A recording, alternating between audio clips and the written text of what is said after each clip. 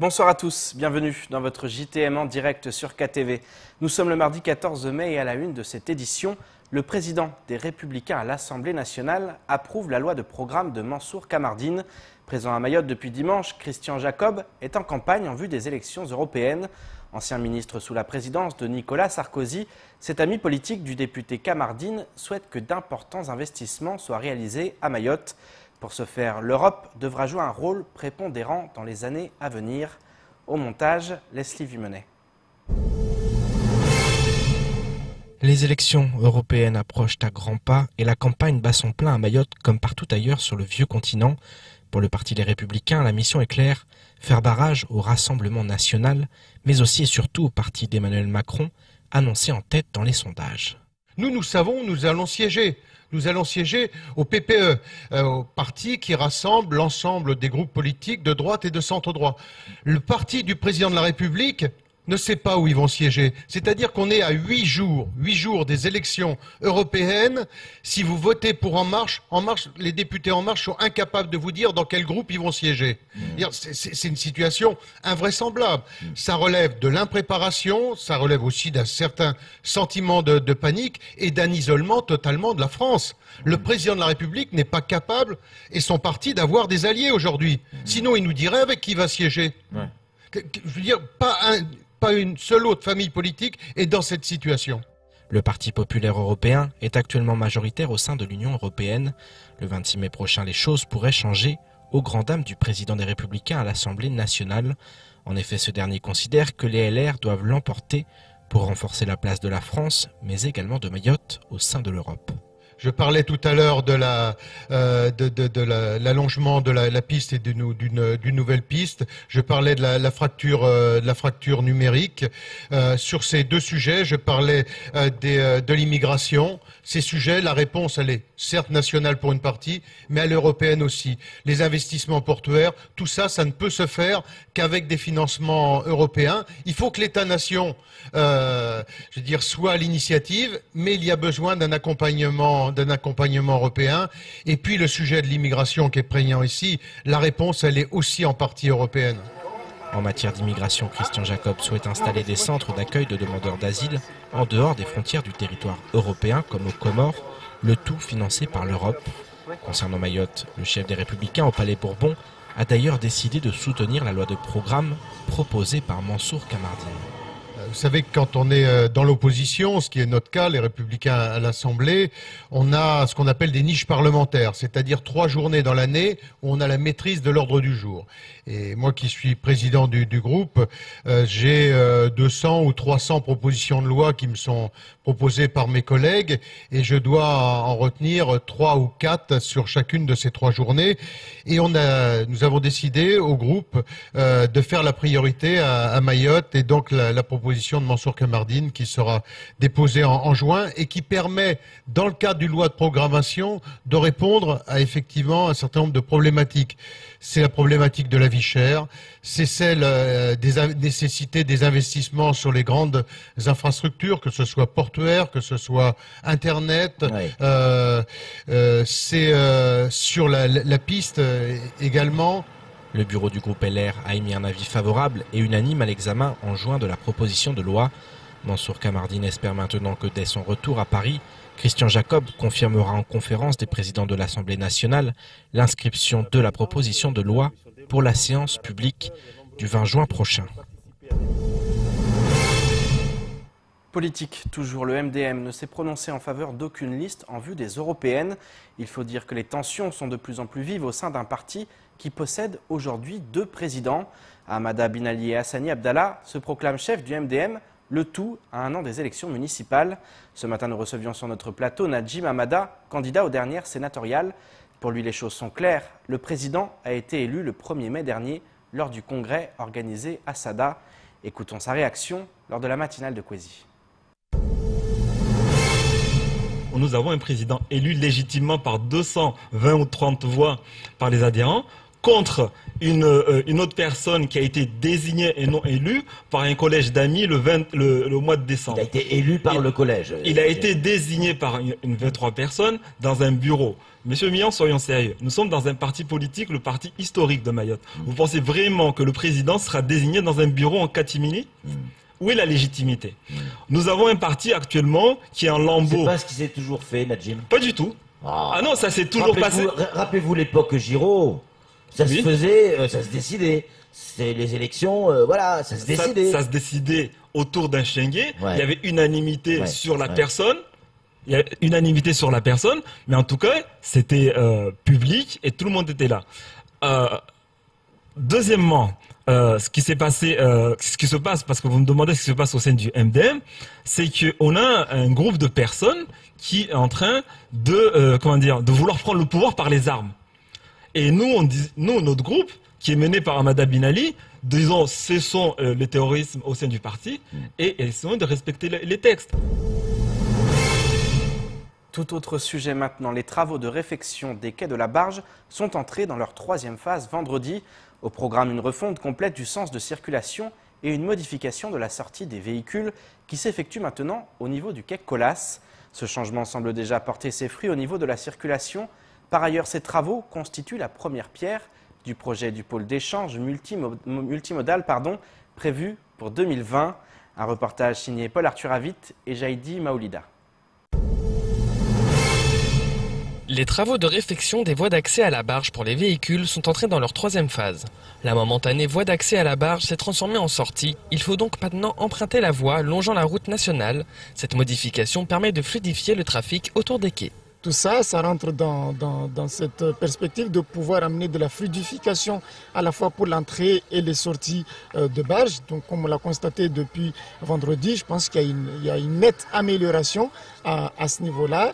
Et ce qu'on peut rajouter aussi, c'est qu'on avait mis l'accent sur l'évacuation des eaux qui stagnaient au niveau de la route nationale quand il y avait la pluie, avec cette fameuse piscine municipale, comme on avait coutume de le dire. Donc, toutes ces choses-là, on les a gommées, mais il faudrait rappeler que ce sont des travaux préparatoires pour le gros chantier qui doit commencer en avril-mai 2020 dans le cadre du transport interurbain, donc le pôle d'échange multimodal de Mamoudzou. Un pôle d'échange censé permettre de faciliter les déplacements des Mahorais dans Mamoudzou. La fin des travaux est prévue initialement pour le 1er juin. On devrait réceptionner l'ensemble du chantier le 1er juin. Alors, même ici, nous sommes en avance et nous espérons, nous souhaiterions en tout cas que nous soyons dans cette perspective, que l'entreprise puisse respecter le délai, puisque ici, vraiment, on dirait que toutes les étoiles se sont alignées du moment où on a commencé les travaux, malgré les 3 jours de tempête, avec la tempête Kenneth, mais nous sommes en avance sur le chantier et nous espérons en tout cas début juin réceptionner le chantier de manière globale.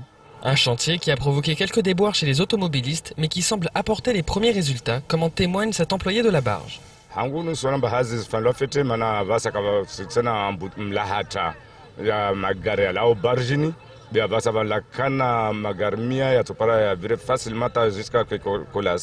Selon le conseil départemental, l'avancée des travaux pourrait permettre une livraison en avance du chantier et donc de réouvrir l'ancien parking qui doublerait la capacité du nouveau, malheureusement trop souvent saturé. Je me tourne maintenant vers l'invité de la rédaction. Ce soir, nous accueillons Sandrine Ingremot, responsable académique du numérique au vice-rectorat. Madame Ingremot, bonsoir. Alors, vous êtes ici avec nous ce soir pour évoquer le 2e tournoi d'Open d'échecs. Alors, il était initialement prévu mercredi 24 avril 2019. Il aura finalement lieu demain au collège de Kwalé. Comment est né ce tournoi ? Alors, c'est notre 2e tournoi. Donc, la première édition a eu lieu l'année dernière.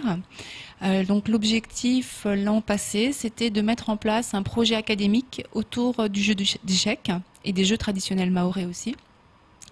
Ça nous a semblé intéressant l'an passé, une fois qu'on avait commencé à lancer ce projet, de pouvoir réunir les élèves du premier et du second degré autour d'un tournoi académique. Justement, qui participe à ce tournoi? Alors, on a des élèves de plusieurs écoles, on a des élèves de collège, de lycée, donc il y a des petits, il y a des grands, et ils vont tous se retrouver et...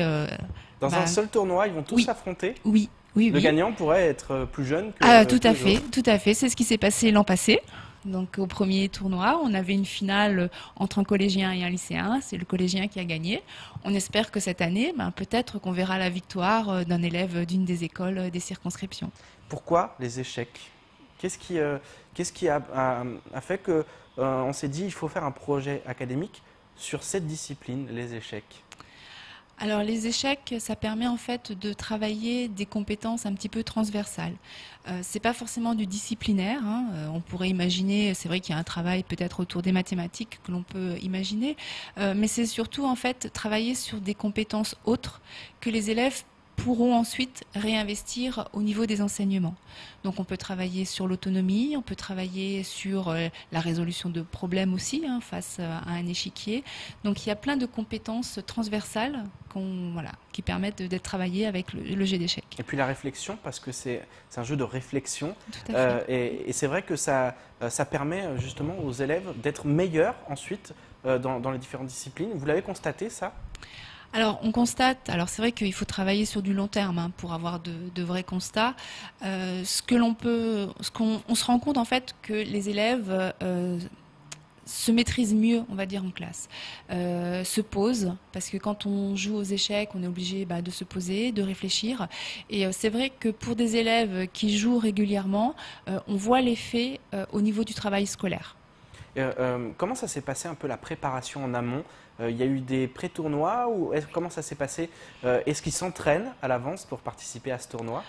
Donc en fait, cette année, donc l'an passé, quand on a commencé le projet académique, on a travaillé avec 10 clubs. Donc on avait 10 clubs sur les établissements scolaires. Cette année, on est passé à 21 clubs. Donc des élèves qui s'entraînent régulièrement, qui apprennent à jouer. On a choisi pour ce tournoi académique de sélectionner 4 élèves par établissement scolaire. Donc il y a eu des mini-tournois au sein des écoles, des établissements du second degré pour sélectionner les 4 meilleurs. Alors, la particularité aussi du tournoi, c'est qu'il s'inscrit dans le cadre de l'UNSS, oui. l'Union nationale du sport scolaire. Oui.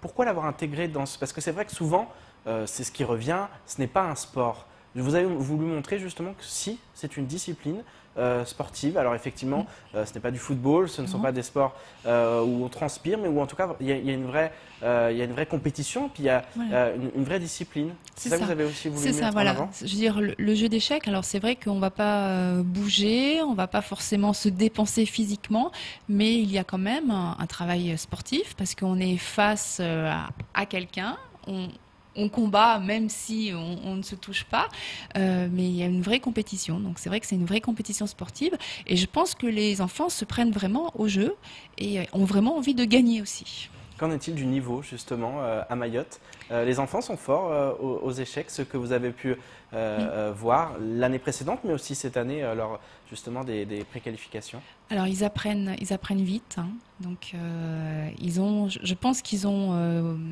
des envies par rapport à ce jeu. Après on a de bons joueurs. Alors c'est vrai qu'on a été un peu limité au niveau de l'académie, puisque en fait l'année dernière on s'est retrouvé à vouloir lancer ce projet mais sans vrai jeu physique. Donc on a commencé à jouer avec des tablettes numériques. Voilà. Maintenant on a eu la chance d'avoir des dotations par des associations. Donc on a des vrais jeux. Donc les élèves peuvent commencer à jouer sur de vrais jeux. Il nous manque encore le soutien d'une ligue d'échecs au niveau donc hors scolaire pour que les élèves puissent pratiquer aussi hors du temps scolaire. Justement, l'objectif, est-ce que c'est pas aussi de développer les échecs à Mayotte? Parce que finalement, vous l'expliquez, il n'y a pas forcément de ligue. Il y a des clubs, mais il n'y a pas forcément de ligue. C'est pas encore forcément structuré. Est-ce que c'est aussi ça l'objectif derrière? Alors oui, alors c'est vrai qu'après ça ne dépend plus du vice-rectorat puisqu'on est hors du temps scolaire, mais l'objectif c'est aussi de faire en sorte qu'on puisse avoir des enfants mais aussi des adultes, puisque cette année nous avons organisé 2 tournois adultes. qui aient envie de jouer et qui puissent constituer après une ligue pour pouvoir justement structurer les échecs sur le territoire mahorais.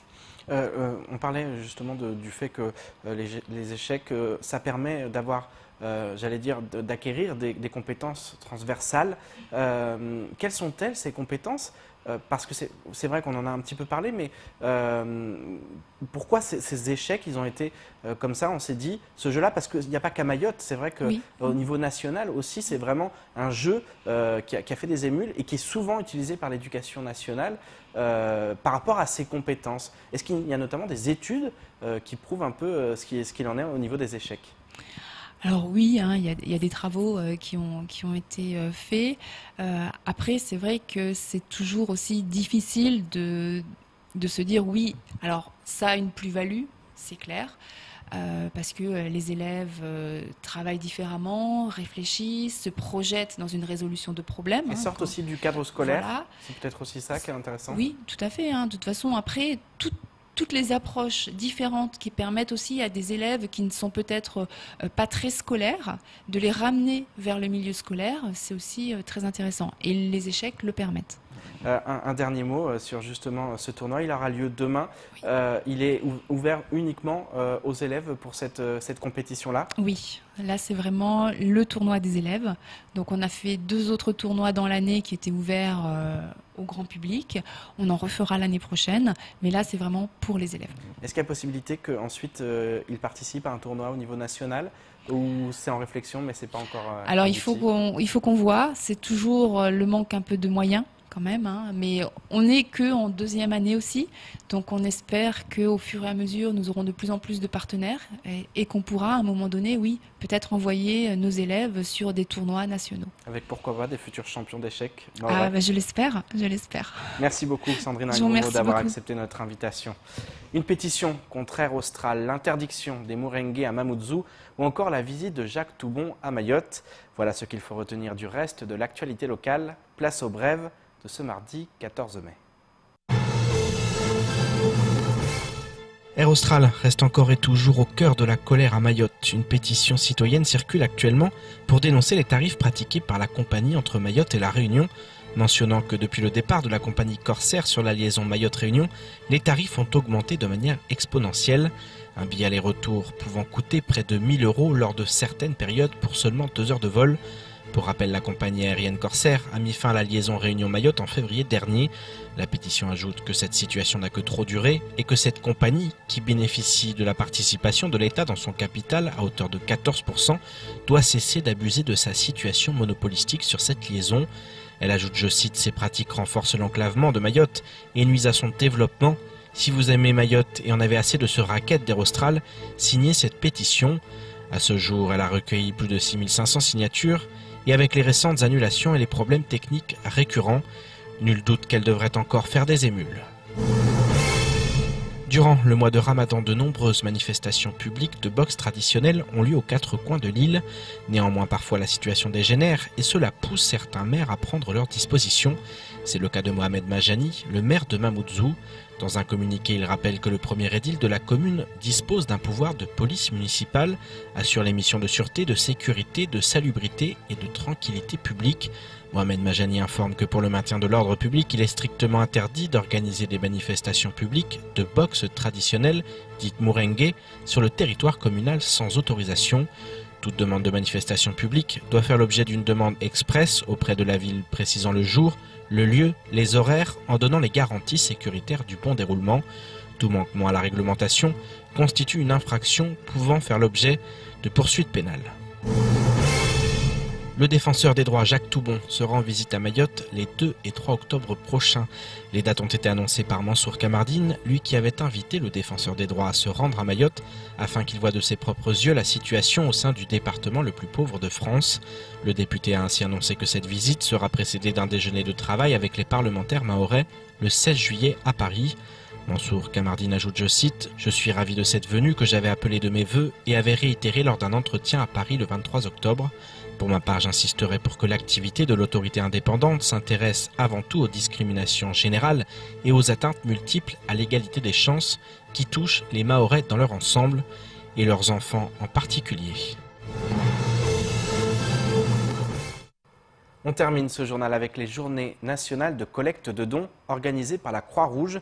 Cette année encore, les bénévoles seront nombreux à se mobiliser pour apporter leur aide aux personnes en situation de vulnérabilité. À Mayotte, ces actions se tiendront sur 4 journées entre le 20 et le 26 mai prochain dans des points stratégiques de l'île. Comment se dérouleront ces opérations? Que permettront-elles de financer tout au long de l'année?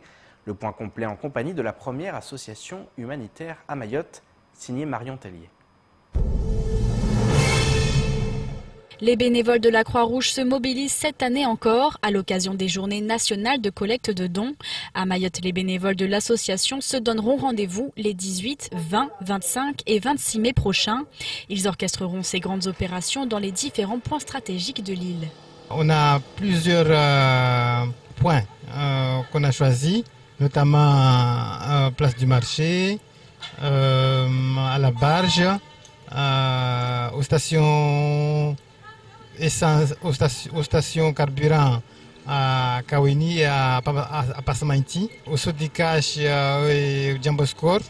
Donc partout on aura des gens qui vont quitter. Les donateurs pourront à cette occasion en savoir davantage sur les actions menées par la Croix-Rouge tout au long de l'année, à l'instar de l'apport d'aide alimentaire, vestimentaire ou encore d'accompagnement auprès des personnes exposées à des situations d'exclusion et de vulnérabilité. Ces dons permettront également d'accomplir des missions de formation au plus près de la population. À chaque année, on fait ce qu'on appelle caravane de secourisme. Ce caravane de secourisme, on rentre dans tous les villages de Mayotte pour former la population gratuite. C'est pour aider la population, le geste qui sauve. Donc le chiffre de l'année dernière, c'était 10 900 personnes étaient initiées, le geste qui sauve. Donc on souhaite que cette année, on initie plus que ça. Donc c'est grâce à la population, le dos qui va venir nous donner, qu'on peut organiser cette activité. Des opérations dont le succès repose sur la mobilisation de la population en tant que donateur, mais aussi en tant que bénévole. Aujourd'hui, la Croix-Rouge n'en compte pas moins de 250 sur toute l'île. Il est également possible de devenir quêteur d'un jour en contactant directement la Croix-Rouge française à Mayotte. C'est la fin de votre journal. Merci de nous avoir suivis. Pour ma part, je vous donne rendez-vous demain dès 19 h pour une nouvelle page d'actualité locale. Excellente soirée sur Kwezi.